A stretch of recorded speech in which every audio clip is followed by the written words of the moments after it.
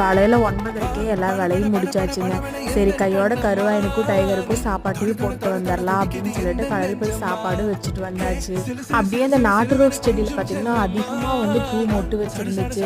அதையும் கொஞ்சம் நேரம் பார்த்துட்டு இருந்தேங்க. பார்க்கவே ரொம்ப அழகாக இருந்துச்சு.